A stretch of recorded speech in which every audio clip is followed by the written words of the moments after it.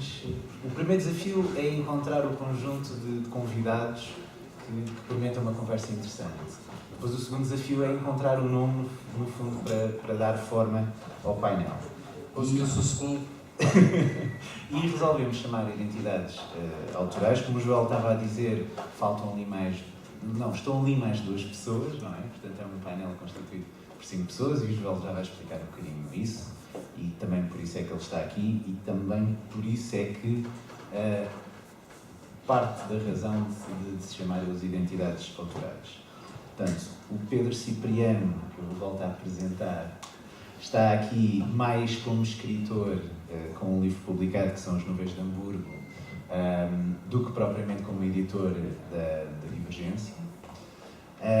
Ana Luz já é uma conhecida aqui do Fórum Fantástico e no fundo já tem vindo ao longo dos anos a ter com um percurso bastante interessante várias obras em colaborações ou ela própria, portanto a desenvolver um conjunto de contos também que ela depois poderá falar melhor, mas que já constituem no seu conjunto realmente um percurso, um trajeto e no fundo é por isso que estamos aqui. E mais uma vez a ligação, tu já estás pronta para o lançamento do Almanac Steampunk, já percebi. E o João Gomes, como eu estava há bocado a dizer, que pode parecer que vem sozinho, mas não vem. E que, pronto, no fundo, para além do seu trabalho literário escondido, que tem mais a ver com guiões de cinema, depois também tem uma faceta literária que nos últimos tempos tem desenvolvido, às vezes até de uma maneira subreptícia. Se calhar, já que eu estou a puxar assim tanto o véu, se calhar começava mesmo por ti. E tu tens andado acompanhado ultimamente de pessoas um bocado estranhas, não é? Começam por ser pessoas que não existem. Pronto, ok. Logo aí tem Então estás no sítio... Tem essa estranheza que é maravilhosa. O que se passa é o seguinte, eu escrevo em meu nome e como não tenho tempo para escrever tudo em meu nome, escrevo também em nome de outras 2 pessoas. Portanto, isto é muito engraçado. Isto começaram por ser 2 personagens que eu criei para um romance. E durante a fase de escrita eu li algures uma autora que tinha tido a bela ideia, e bela ideia no sentido em que aquilo resultou, de criar um Twitter para o protagonista da sua história. E era uma maneira de ela manter o interesse do público entre cada livro. Eu pensei, olha, não, eu Twitter não uso muito, vou fazer Facebook. E ambos os personagens têm a particularidade de serem escritores. E pronto, começou um bocado por aí. Comecei a escrever pequenas histórias, alguns contos. E quando dei por mim estou a fazer coisas já mais desenvolvidas. E basicamente é isto. Isto não é nenhuma história. Isto é só para vocês perceberem em concreto o que é que eu estou a fazer. E eu há bocado dizia que o especulatório estava sofisticado. Já percebi que isto anda tudo bola. High-tech. Portanto, o que é que acontece? Eu comecei a escrever uma história e depois comecei a escrever outra. E depois comecei a escrever outra. E pronto, e agora estou... Eu preciso de ajuda. Eu não tenho tempo para mim agora. É assim. Isto é um trabalho desgraçado. Eu não quero tirar muito tempo aos meus colegas. Isto é um trabalho desgraçado, mas ao mesmo tempo tem um bocado a ver com quem participou na sessão no workshop de manhã. O Bruno e o Pedro falaram do build-up e do payoff. E é um bocado isso. Dá trabalho a fazer isto, a gerir estes projetos todos em simultâneo.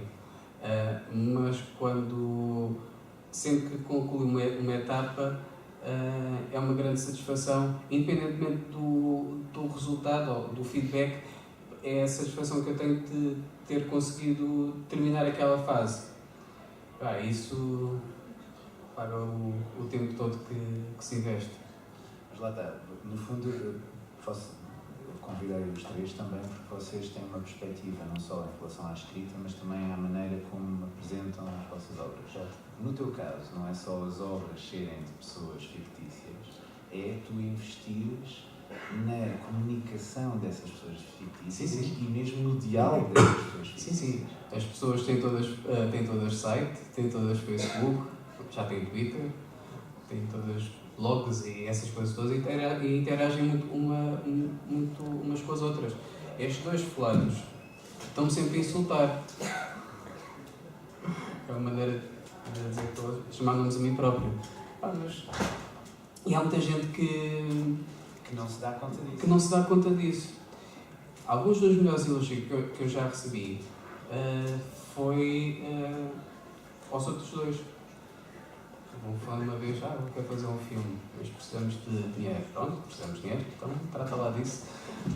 E isso, já agora, é a forma. E o conteúdo? Como é que essas obras de diferentes personas, não de diferentes pessoas, como é que tu trabalhas o conteúdo e como é que tu, portanto, enfrentas a necessidade de não ser demasiado homogéneo, não é? Imagino eu. Até há pouco tempo, e vou tentar falar isto aqui com o Pedro, eu quando escrevia qualquer história para um destes projetos, estes e outras histórias, eu não me dava conta de haver alguma mudança, mas o que é certo é que já me disseram que se nota uma diferença de estilo. Não foi algo então que tu tenhas planeado? Não foi algo que eu tenha planeado, mas já me disseram que se nota diferenças de estilo de um autor para outro. Como é que eu faço isso? Não sei. E é bom não saber. É daquelas coisas que se eu faço inconsciente, é bom não saber para não... Assim. Sim, porque senão vai haver aquele momento em que eu sei que tenho que fazer daquela maneira e isso já quebra um bocado a magia da coisa. Escolhemos os dois do mesmo tempo. O mais engraçado que tem acontecido nestes dias é quando as pessoas passam ali na banquinha. Temos a banquinha lá fora, vão lá fora comprar livros nossos. As pessoas perguntam, isto é o quê? É filme? São vocês a ler a história? Eu não sei o que é que perguntam vocês, é sempre ter lá 3 nomes diferentes. São vocês a ler a história? Eu digo não. Isto na verdade é um conto. Só que fica melhor na estante assim. Não se perde, fica melhor. Então, diz isto. É tudo essa verdade. Eu ia pegar então, já agora pegando na questão das personas diferentes e pegando aqui no Pedro, que acaba por ter a sua persona de editor e agora a sua persona de escritor. Portanto, tu pegaste nessa obra, submeteste, portanto, não foi publicada na tua editora, não é? Portanto, fala já agora um bocadinho da obra em si, saiu há relativamente pouco tempo, portanto, se calhar o instinto mais natural, já que tinhas uma editora que até é bastante dinâmica, seria publicar o livro, mas tu fizeste questão que não fosse assim. Queres falar um bocadinho disso? Ora bem, antes de mais acho que as más línguas iam dizer porque não queria... Como é que eu como editor não quero acreditar nisto, portanto... Mas na verdade não. Foi sempre ponto a Já agora não queres mostrar o livro? Mostro aqui. As Nuvens de Hamburgo, uma linda capa feita pela minha esposa, passa publicidade. E agora os pontos que isso te ganhou. Ela deve estar a ver o direto, espero bem que esteja.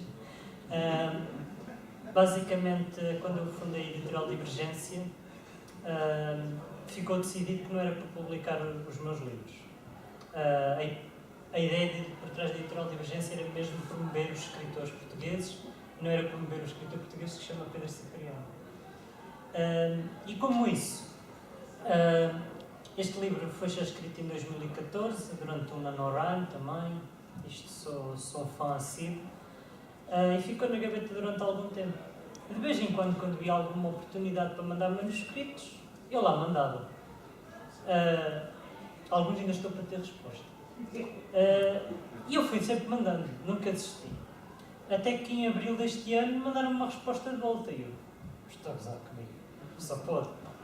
mas era mesmo verdade, queriam mesmo publicar e acabou por ser publicado numa editora que também é bastante recente, que é a Fly Books, que decidiram apostar no projeto. Então isto finalmente viu uma edição mais decente e tornou-se físico.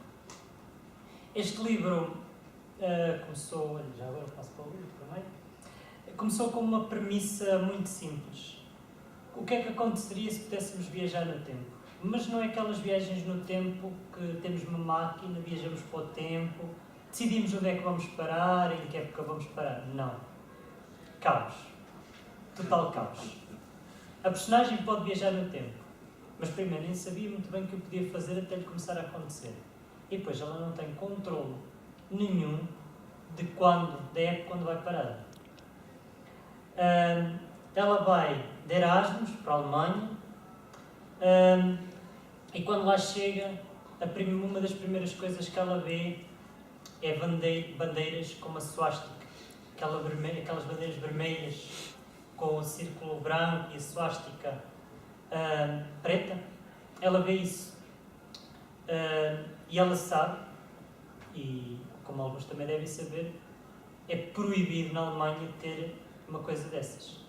É crime. E ela vê duas enormes no edifício em frente e toda a parafernália de símbolos nazis. E ela começa a pensar que, como nós também pensaríamos, se acontecesse connosco, fiquei chalupa.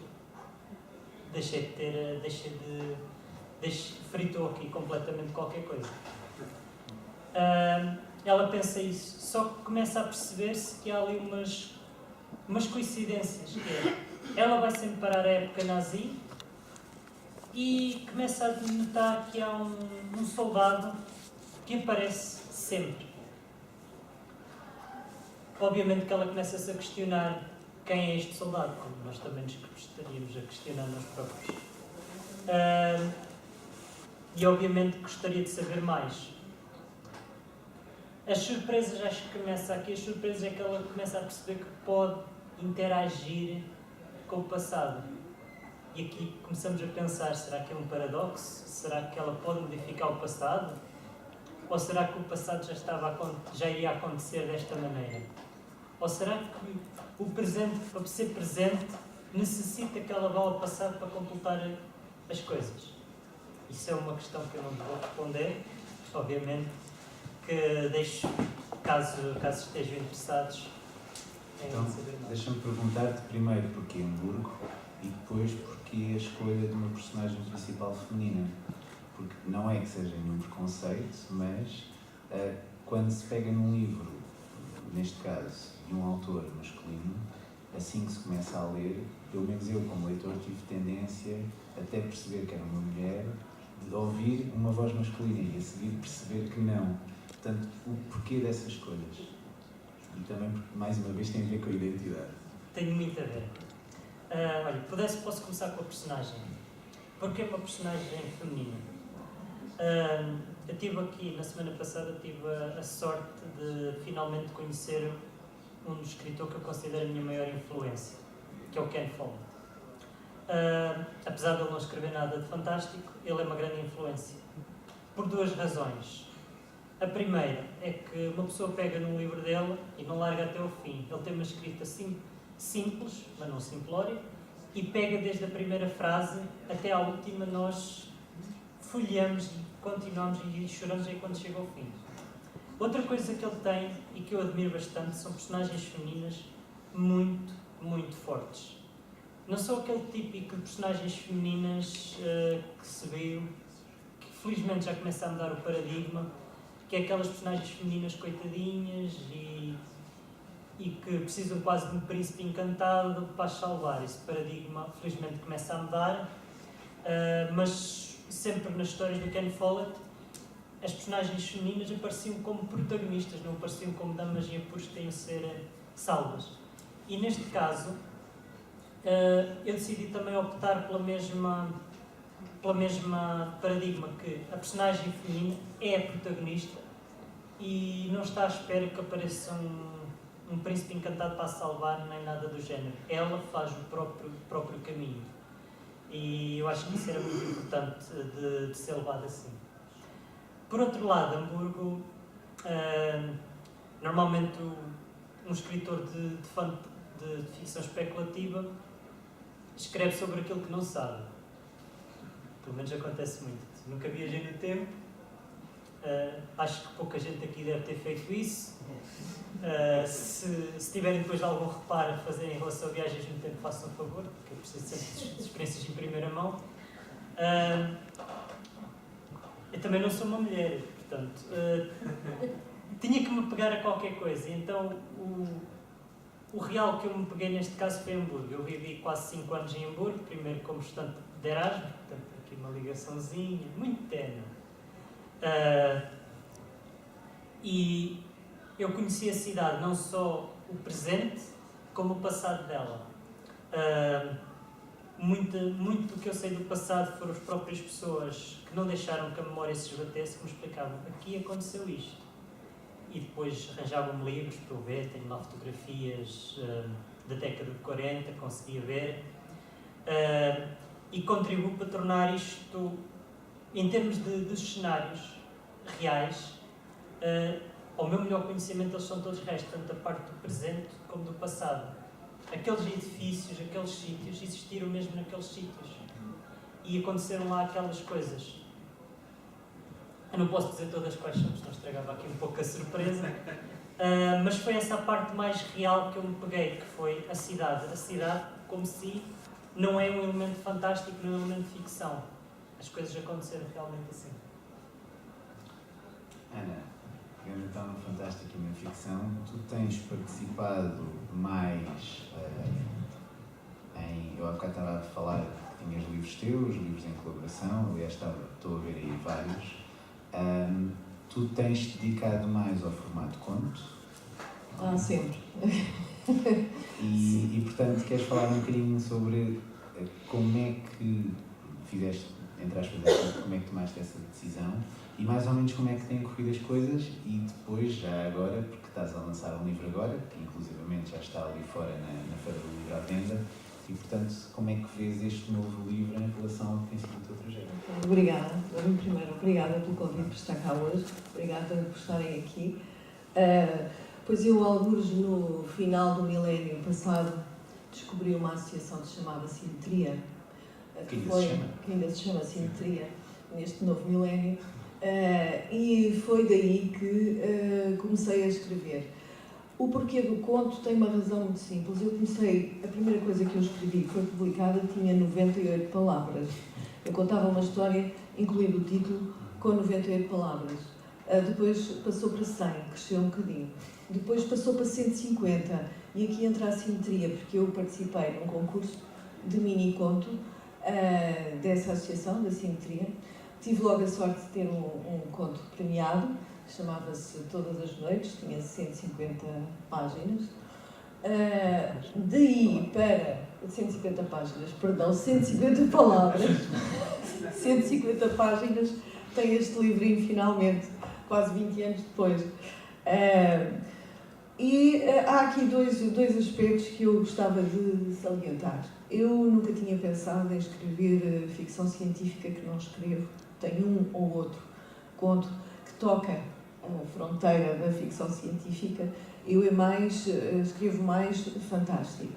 E há aqui dois momentos, e não é por uma das pessoas estar presente que eu vou dizer isto, há dois momentos que ditaram o meu percurso no campo do fantástico. Aliás, três. Um foi a leitura que eu sempre desenvolvi de autores do fantástico, do terror, não tanto da ficção científica, mas os outros dois momentos foram a revisão paciente, cuidadosa e bondosa que o António Macedo fez a um conto meu que tinha mais do que 150 palavras. Se não fosse essa revisão, se calhar ainda hoje escrevia nesse formato, eu já tinha desistido. E a ficção científica, o gosto pela ficção científica e fantástico. Eu nunca mais me esqueço de um texto que li, que era o Teste, do João Barreiros, que efetivamente eu achei o máximo e me encantou.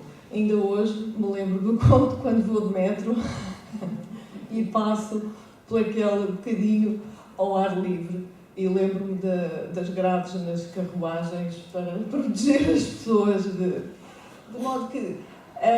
e depois há aqui outra coisa importante, que foi o papel da internet, que nos finais do último milénio era assim, não tinha nada a ver com hoje, com o que é hoje, mas de qualquer modo já serviu para ir descobrindo propostas de publicação, porque eu vivia numa zona que não era muito dada a este género literário, e o que eu ia descobrindo e fazendo era sempre através daquilo que eu descobria pela internet.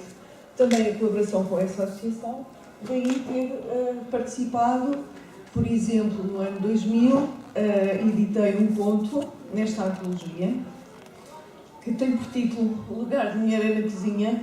É óbvio que só pode ser terror, ficção científica e fantástica, que foi editada pela Writers em 2000 e recentemente editada pela Draco, editora no Brasil. Pois é, eu ia dizer que essa obra importante também foi reeditada. Através da internet também descobri a Somnium, onde tenho dois, ao longo destes tempos, a revista do Clube de Leitores, Ficção Científica e Fantástica de São Paulo, do Brasil. Portanto, tenho contos publicados, 2 contos na Somnium, e fui fazendo assim o meu percurso através de iniciativas, participando, e ainda hoje, quando descubro, quando estão a pedir textos para qualquer coisa na área da ficção científica e fantástico, eu concorro. Tenho aqui também o meu conto é de ficção especulativa,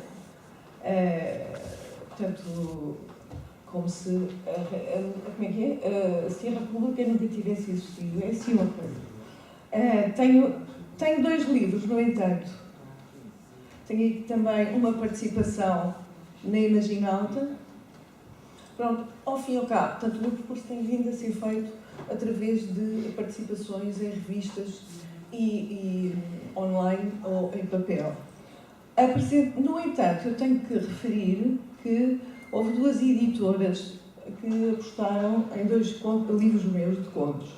Um foi a Folheto, Histórias à Beira-Mar, apesar de não ser um livro todo dedicado ao fantástico, tem 3 ou 4 contos de fantástico, e este conto editado pela Textiverso, que efetivamente apostou neste livro, foi aqui apresentado em 2008, no América já há 9 anos, portanto é a segunda vez que estou aqui a mexer em livros nesta biblioteca, com muito prazer. Para resumir, para acabar, gostaria de dizer que este meu livro, Contos Pouco Prováveis, ao fim e ao cabo, é um resumo da minha atividade na ficção científica e fantástica, depois reúne alguns dos contos que eu tenho vindo a escrever desde 2000. Está aqui o primeiro que tive publicado em papel, que foi o que está neste livro, nesta antologia publicada no Brasil, até às minhas participações recentes no steampunk, no género do steampunk, que eu descobri recentemente. Aliás, devo dizer que até fiz um trabalho de mestrado e que tive 18, fiquei toda contente na cadeira, sobre steampunk. Participei no Almanac de 2015 e, como podem ver, estou pronta para divulgar o que é que aconteceu a Élie Lagrange em 2017. Já agora, se calhar fazia mais uma pergunta já. Perguntavas um bocadinho o que é que te motiva a escrever os contos. Eu julgo não estar errado. Tu também tens um dos livros que não mostraste, que tem a ver com Timor-Leste, não é? Pronto. Eu tenho 19 livros, contando com este. 19 livros publicados. A maior parte dos livros são destinados ao público infantil. 5. Este é o quinto. Eu estou a particularizar isso porque acho que são contos bonitos de criação, não é? Pelo menos alguns deles. O livro Timor Histórias com Lendas, curiosamente, é uma falha, realmente. A gente refere sempre o primeiro livro. Foi o meu primeiro livro publicado. Fala de lendas timorenses. Portanto, são histórias com lendas, Timor, histórias com lendas, em que eu parto de uma lenda, crio uma ficção à volta de uma lenda timorense. Lendas essas que fazem parte de um livro que recolhe lendas timorenses. E, efetivamente, foi uma aventura, levou-me ao outro lado do mundo, levou-me a Timor para a apresentação do livro. Não se pode ter melhor estreia, eu não podia ter melhor estreia que uma viagem a um país que realmente me diz muito, que é Timor-Leste, e foi, efetivamente, a minha primeira obra publicada, infelizmente já esgotada, foi uma edição da Universidade de Aveiro, e os livros foram para Timor, a maior parte dos livros foram para Timor-Leste e foram oferecidos durante portanto, a cerimónia de independência de Timor-Leste. Portanto, o lançamento foi mesmo integrado nessa cerimónia. Eu estava a trazer esse livro à baila por duas razões. Primeiro, porque não o tinhas mencionado e, não sendo diretamente fantástico, obviamente são mitos de criação, acabam por ser fantásticos. E também porque aí é óbvio a tua inspiração, não é? A tua intenção ao utilizar, portanto, os mitos que existem. E, portanto, isso era para enquadrar então a tal pergunta de o que é que quais são as tuas influências, o que é que te faz realmente, se é casualmente são os temas, se são as personagens, portanto, o que é que geralmente te instiga a escrever os contos? Eu gosto muito de viajar. E viajar não só no espaço, nos géneros literários. Adoro lendas, eu adoro histórias. O meu avô contava muitas histórias, ele quase me fez acreditar que conheci o amor é que vivia no castelo de Almorol. E eu andei ali uns anos a pensar que isso era verdade. De maneira que contaram-me sempre muitas histórias muito fantásticas. Li muito. Li autores, Edgar Allan Poe, Daphne du Maurier, Os Pássaros de Hitchcock. Eu acho que faz parte da minha formação enquanto leitora muito do fantástico, das viagens no espaço, no tempo. E adoro criar personagens, criar situações, fugir daquilo que é cotidiano, real. Portanto, adorei inventar, a imaginar que vivíamos em monarquia, não é? Que o príncipe Filipe iria casar-se com uma portuguesa, não é? Pronto. Que depois a história complica-se e ela acaba por ser rainha de Portugal e de Espanha. Portanto, adoro fugir do real e adoro lendas. E eu acho que isso tem a ver com a minha formação. Eu fui criada a ouvir histórias dos avós. Portanto, eu acho que isso é um privilégio que hoje em dia muita gente, infelizmente, não tem. Os avós tinham tempo para contar histórias e eram sempre histórias fantásticas, com fadas, monstros e mouras encantadas. Nesta altura, nós costumamos sempre abrir perguntas da audiência. Não sei se alguém já quer colocar alguma questão aos nossos convidados. Por favor. Uma pergunta. Porquê lendas de Timor e não de outra mitologia qualquer? Timor ficou-me sempre na memória. Nós aprendíamos na escola que o ponto mais alto de Portugal era o Ramelau, que ficava em Timor-Leste. E eu sempre achei um fascínio a ver um país que pertencia a Portugal e que estava a 15 mil quilómetros de distância, acho, mais ou menos, mais coisa, menos coisa. E quando surgiram, nos anos 90, as notícias da repressão, aliás, as notícias apareciam já muito antes disso, mas quando houve aquele envolvimento todo em volta da independência de Timor, da legitimidade do povo timorense, pretender ser independente, eu envolvi-me ativamente, não fiz grande coisa, vestia-me de branco, como nós fizemos rodas, escrevemos poemas. Houve uma antologia de poesia que foi lançada em Leiria, cujas vendas reverteram a favor de Timor. O dinheiro foi entregue a uma entidade timorense. Portanto, houve uma grande movimentação sobre Timor e acho que ninguém ficou indiferente nessa altura àquele povo que, pouco mais com Catanhas e o mato, resistiu a uma potência militar como é a Indonésia. E então acho que o meu fascínio por Timor vinha dessa luta, do facto de nunca desistirem e conseguirem, ao fim e ao cabo, portanto, chegar à independência tão desejada. Por essa altura conheci um timorense, que era professor na Universidade de Lisboa, a quem ofereci um texto quando ele lançou o dicionário Tétano-Português, e eu tinha escrito uma história, um texto, um conto curto, sobre Timor, aquilo que eu imaginaria. E ele convidou-me a escrever uns textos, contar lendas timorenses à minha maneira, da forma como eu entendesse. E foi daí que surgiu o livro Timor, Histórias com Lendas. Não sei se mais alguém quer. Sim, por favor. Tenho uma questão. Há cerca de um ano eu trabalhava em Timor e realmente parei com esse livro, mas tenho lá procurado e nunca encontrei. Não haverá uma hipótese de republicação? Se eu fizer, eu esqueci-me de dizer, este livro é edição de autor. E nós, para fazermos uma edição de autor, como muitos saberão, precisamos de dinheiro, não é? Não temos apoios muito bons. Eu já tentei fazer uma reedição, mas desisti porque as entidades, câmaras, etc., não têm muito hábito de apoiar reedições. E então, o que é que eu faço quando penso em fazer um livro? Espero ter uma atividade em que eu sei que irei vender o livro, ou, pelo menos para fazer face às despesas. Quando tenho uma atividade, então estou a aguardar uma oportunidade em que me peçam ou que seja convidada para falar sobre Timor, para reeditar o livro. Mas, se quiser, no final podemos falar. Acho que ainda lá tenho um exemplar. Querem colocar mais alguma questão? Se calhar colocava uma última questão aos três, que é, nós estivemos a falar do que é que tem sido o vosso percurso até agora, e eu gostaria que vocês falassem um bocadinho do que é que planeiam fazer nos próximos tempos, em termos literários. Têm alguns planos? Não. Faz roda. Então, Editores primeiro. Olha, desculpa. também se projeta a voz. Em termos literários, eu tenho para aí 4 livros na gaveta, portanto. Romances, tenho- coletâneos de contos.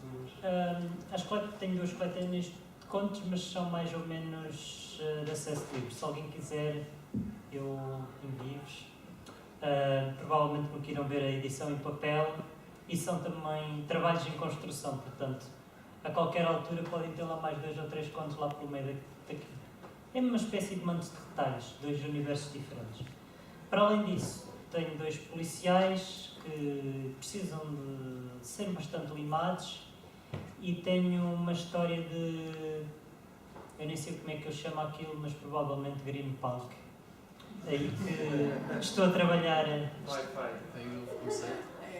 Wi-Fi. Acho que não é solar punk, porque não tem tecnologia avançada, mas seria talvez... é uma sociedade distópica ecofascista por esses lados. E que estou a trabalhar bastante nela, que gostaria de, dentro de alguns meses, talvez pudesse começar a enviar para alguma editora que estivesse interessada. E para além disso tenho um romance de Coming to an End. Basicamente é um romance de crescimento, de aprendizagem, que não tem nada de fantástico, portanto vais-me cortar agora o microfone. Também é um projeto que eu tenho muito carinho por ele, e que talvez veja a luz lá para o final do ano. Estou agora a tentar impingir aquilo a editoras, a ver. Já agora só uma sugestão, de certeza ficava muito melhor com lobisomens ou qualquer coisa assim lá misturado. Se as editoras não aceitarem, substituo os antagonistas por uns zombies que movimentam logo mais Lá as está, coisas. exatamente. Deixa-me só fazer-te mais uma pergunta, já agora antes de estender a pergunta que te fiz aos outros 2 convidados, que é, e porque me lembrei agora dela quando estavas a falar, como é que, tal como os mais velhos lembrar-se-ão do sketch da Ivone Silva, do qual eu me estou a lembrar, mas como é que tu convences o teu eu escritor a permitir que o teu eu editor lhe roube bastante tempo para editares as obras de outras pessoas, enquanto ele tem que esperar e ter, como tu dizias, eu tenho isto, mas é necessário polir, eu tenho aquilo, mas é necessário mais trabalho. quando tu neste momento estás à frente de uma editora que é uma editora de género, que é terrivelmente dinâmica, que tem produzido muitas coisas e que de certeza absoluta te rouba muito do tempo do meu escritor. Rouba sim, há bastantes lutas aqui internas e normalmente eu editor dá uma surra no eu autor, mas basicamente também tenho algumas pessoas que trabalham comigo que não estão Se não tiverem, são despedidas. mas eu passo a citar, que é Ana Filipa Dias, Mário Coelho e Anton Stark. Eles sofrem muito com a edição, não sou só eu, nós partilhamos o trabalho entre nós, que faz com que isto seja mais fácil. Todos eles também são escritores, também deve haver ali outras lutas entre editor e escritor, mas... É uma camada de masoquistas, já percebi. Sim, não sou sozinho. Obviamente que rouba, e eu provavelmente, o tempo que eu gasto como editor, provavelmente se eu usasse como escritor, estas obras seriam muito mais depressa e se calhar um bocadinho melhor. Com o meu editor não funciona. Não, mas aí lá está, a vantagem de publicar noutra editora é que haverá outro editor que tem que se chatear com isso, não é?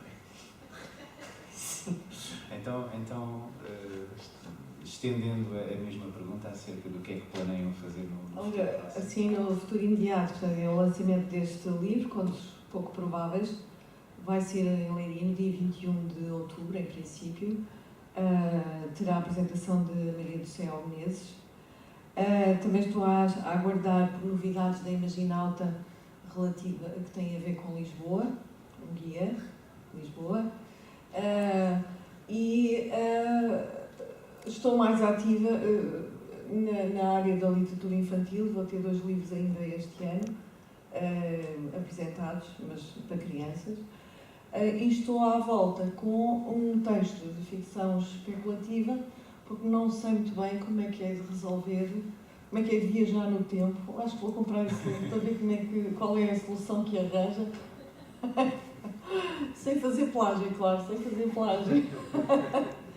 Ando às voltas com essa viagem no tempo e espero começar finalmente a escrever mais do que contos. Tenho um projeto que já tem alguma coisa para andar numa narrativa mais longa do que as 15, 20 páginas. Para já é isso, é por aí. E os outros 3 senhores, como o que é que eles planeiam fazer? Os outros 3 senhores, no Pois não. momento, eu. E daqui a Que 40 assim voz de minutos comando. também tem aqui Sim. Digam isso. Exatamente. mais imediato, daqui a 40 minutos tem a hipótese de conhecer o que aconteceu à menina Ellie Lagrange no Almanac Steampunk, que é mesmo a próxima coisa que vai acontecer. Isto é o chamado teaser. Peço desculpa. Não, faz bem. Ele não falha, ele... Tinhas esquecido. Desculpa. Não falha. Eu, de momento e durante os próximos meses, anos, não faço ideia quanto tempo, depende da eventualidade de surgirem outras ideias pelo meio, mas durante os próximos tempos eu vou estar a trabalhar apenas nestes projetos. Eu vou, muito resumidamente, não vou adiantar muito das histórias, só no sentido em que, para não estar a tirar muito tempo, vou só dizer: isto é uma série que mistura investigação policial com terror e paranormal. Isto é uma série que mistura drama fantástico e alguma fantasia, e esta pega mais em géneros de aventura, ação e um bocado de ficção científica. Dito isto, é tudo com géneros diferentes, mas as histórias são passadas todas no mesmo universo temático. Ou seja, há personagens que interagem de uma série para a outra, situações que são comuns. Portanto, o mundo o mundo é tudo o mesmo. E é muito parecido com o nosso, com algumas diferenças. Pronto, o nosso tem coisas que aquele não tem. O nosso aquele é mais bonito. Ok, então... O nosso tem. Resta-me convidar-vos a conhecer estes 3 autores, quem não conheça, porque na realidade temos a vantagem de, nas diferentes bancas que formam a Feira do Livro do Fórum Fantástico, temos livros de todos os 3. Portanto, eu convidava-vos, não é só pelaquela conversa das edições de autor, é realmente convidar-vos a conhecer e também, no fundo, a apoiar, que é a melhor maneira que nós temos de promover que venham mais obras. Quero-vos agradecer a presença e vamos continuar com a fala. Obrigado. Como sabem, este ano o Fórum Fantástico engloba também a edição da EuroCinemaCon deste ano e é com isso que nós vamos